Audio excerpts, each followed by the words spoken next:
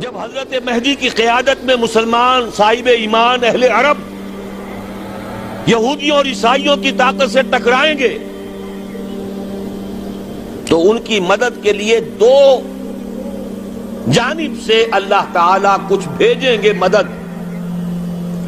ایک تو آخری مرحلے میں مدد آئے گی حضرت مسیح عیسیٰ ابن مریم کا نزول، جو یہودیوں کی طرف رسول بنا کر بھیجے گئے تھے. انہیں یہودیوں نے اپنے خیال میں سولی پر چڑھا دیا، لیکن اللہ نے فرمایا وما صلبوہ وما قتلوہ ولکن شبہ لہم بل رفعہ اللہ الیہ. اللہ تو اپنی طرف اٹھا کر لے گیا.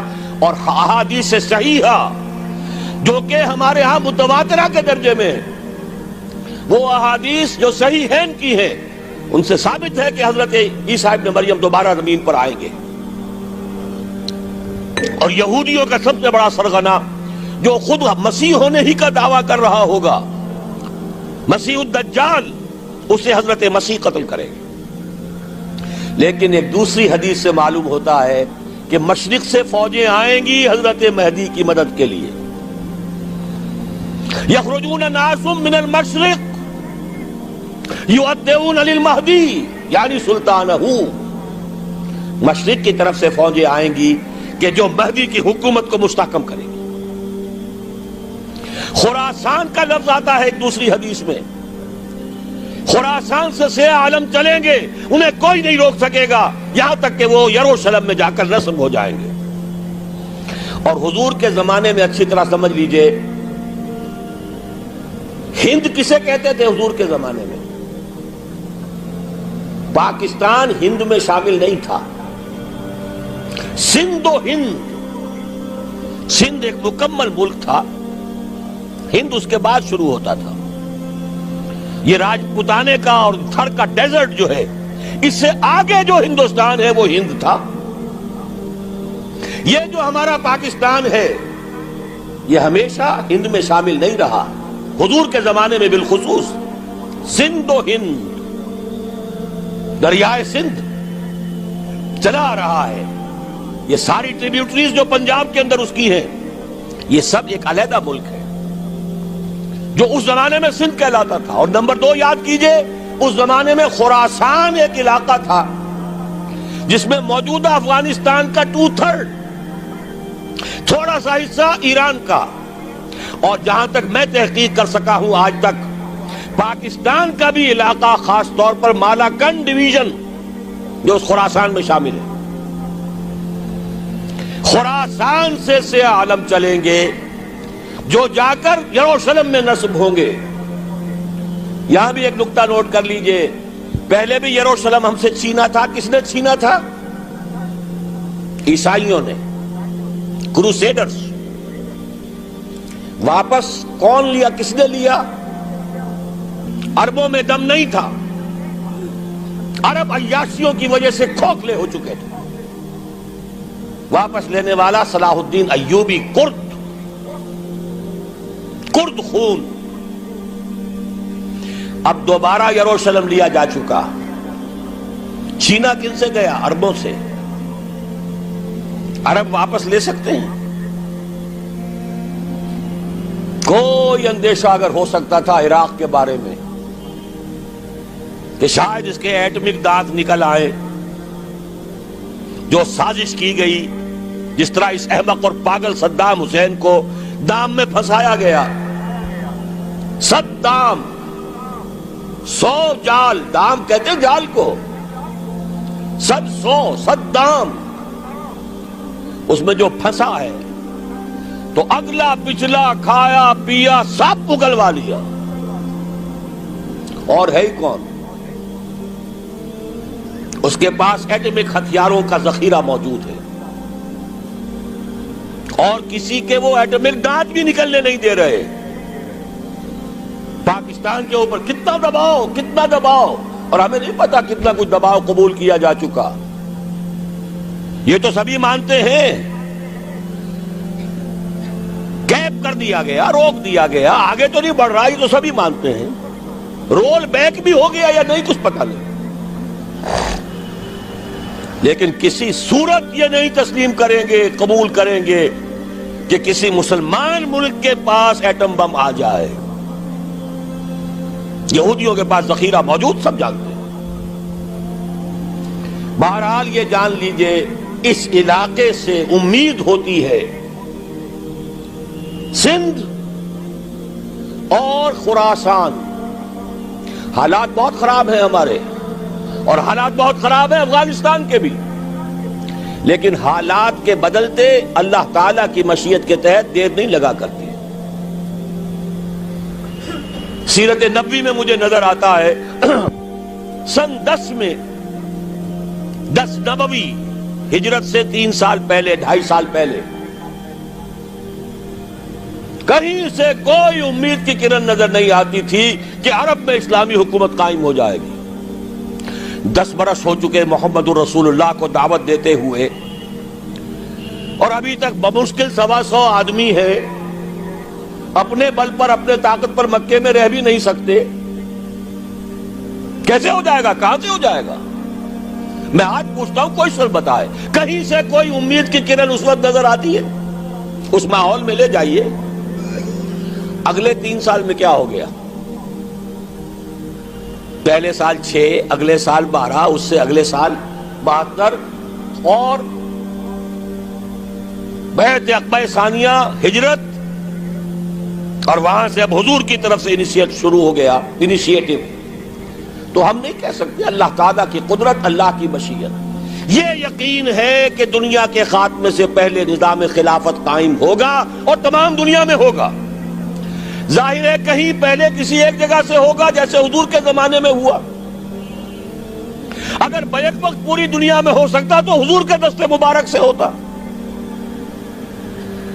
اگر حضور کے دست مبارک سے بھی ایک ملک میں ہوا، جزیرہ نماء عرب میں ہوا، پھر حضور کے امتی ہیں نا، ابو بکر ہیں، عمر ہے، عثمان ہے، صحابہ کرام کی فوجیں نکلی ہیں، امتی ہیں. امتیوں کے ہاتھوں اس کی توسیع ہوئی. اب بھی یہی ہوگا، کسی ایک علاقے میں ہوگا. میرا گمان ہے، میں یہ یقین سے نہیں کہہ سکتا. گمان بھی میرا ان احادیث کی روشنی میں ہے جو میں نے آپ کو بتا دی اور موجود ہے اس کتابچے کے اندر. علامہ اقبال نے بھی انہی کے حوالے سے کہیں کہا ہے، میرے عرب کو آئی ٹھنڈی ہوا جہاں سے، میرا وطن وہی ہے، میرا وطن وہی ہے. اس علاقے سے کچھ ہونے والا ہے اور ہوگا انشاءاللہ. میری زندگی میں نہ ہو، آپ کی زندگی میں نہ ہو، کوئی پرواہ نہیں. حضرت حمزہ تو شہید ہو گئے غزوہ احد میں. 5 سال کے بعد حضور مکے میں داخل ہوئے ہیں فاتح کی حیثیت سے. حضرت حمزہ کی نگاہوں نے، ان آنکھوں نے تو نہیں دیکھا، عالم ارواح میں اللہ نے کیا مشاہدہ کرایا ہوگا انہیں، وہ تو ہمیں معلوم نہیں. بعض صحابہ شہید کر دیے گئے مکے ہی میں. بہت بڑی کامیابی. اپنی جان لگا دیں، اپنے آپ کو کھپا دیں، اپنے آپ کو مٹا دیں. جس طرح روڑی کوٹ کر بنیادوں میں بھر دی جاتی ہے، ہماری ہڈیوں کا چورا بنا کر اور ہمارے خون کے اندر اسے گون کر اگر وہاں ڈال دیا جائے، اس سے بڑی سعادت کوئی نہیں. اس پر تعمیر ہو خلافت علی منہاج النبوہ کی، ہم اس کی بنیاد کے اندر دفن ہو جائیں، یہی بہت بڑی سعادت ہے. لیکن یہ ہوگا. میں نے عرض کیا تھا کہ یقین ہے مجھے کہ ہوگا، اور ہر صاحب ایمان کو یقین ہونا چاہیے کہ ہوگا. باقی یہ کہ یہ آثار ہیں اور احادیث بھی ہیں، اور 400 برس کی تاریخ بھی بتاتی ہے کہ یہیں سے ہوگا. 1000 برس تک سارے مجددین امت عالم عرب میں پیدا ہوئے. 11ویں صدی کا مجدد اعظم شیخ احمد سرہندی کہاں دفن ہے؟ سرہند میں، ہندوستان میں. 12ویں صدی کا مجدد اعظم شاہ ولی اللہ دہلوی کہاں دفن ہے؟ دہلی میں. 13ویں صدی کا مجدد اعظم سید احمد بریلوی، ان کی تو قبر بھی معلوم نہیں، لیکن ان کا خون جذب ہوا دریائے کنہار میں، اور ان کے سینکڑوں ساتھیوں کی لاشیں اس بالاکوٹ کے مقام پر. 14ویں صدی کے مجدد اعظم شیخ الہند، لیکن ان کے ساتھ ساتھ اتنے اعظم رجال علامہ اقبال جیسا مفکر، مولانا مودودی جیسا مصنف، مولانا الیاس جیسا مبلغ، کہیں اور ہمیں دکھا دیجئے آپ۔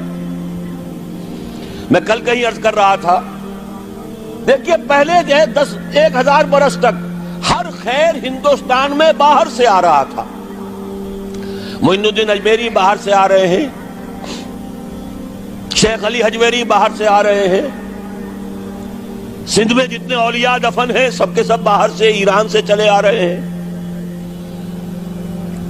لیکن جیسے ہی 11ویں صدی شروع ہوئی، ریورس ہو گیا آرڈر۔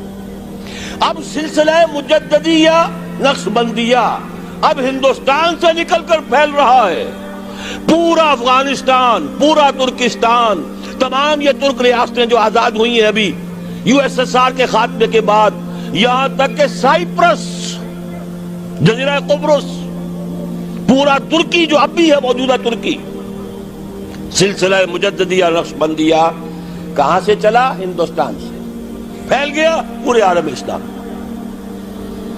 مفکر، علماء دین اور تمام علوم دینی کا مجدد شاہ ولی اللہ دہلوی، خالص ترین جہاد فی سبیل اللہ دور صحابہ کے بعد جماعت مجاہدین جام شہادت نوش کیا، سینکڑوں ہمارے مجاہدین۔ پھر 14ویں صدی میں اقبال جیسا مفکر، مودودی جیسا، دوبارہ دوہرا رہا ہوں، مصنف، مولانا الیاس جیسا مبلغ، مجھے تو کہیں نظر نہیں آتا۔ تمام مسلمان ممالک آزاد ہوئے، کہیں اسلام کا نام نہیں لگا، نہ سرکاروں نے نعرہ لگایا، نہ کہیں کسی اور نے نعرہ لگایا۔ عربوں نے بھی عرب نیشنلزم کا نعرہ لگایا، اسلام کا نعرہ نہیں۔ تحریک پاکستان میں نعرہ لگا، پاکستان کا مطلب کیا؟ لا الہ الا اللہ۔ صبح عرض کر چکا ہوں، تحریک خلافت پوری دنیا میں کہیں نہیں، صرف بر عظیم پاک و ہند میں۔ اور کیسی تحریک خلافت کہ ہندو شریک ہوئے، گاندھی شامل ہوا، پورے ہندوستان کو جس نے گنجا دیا۔ یہ دوسری بات ہے کہ جب خود مصطفیٰ کمال نے ختم کر دیا تو اب کیا کرتے؟ مدعی سست گواہ چست۔ نوٹ کرنے کی بات ہے، کچھ آثار ہیں، 400 سال کی تاریخ ہے، بتا رہی ہے پاکستان کا قیام خود ایک معجزہ۔ یہ ساری چیزیں مشیت ایزدی میں کسی بڑے خیر کا پیش خیمہ ہے۔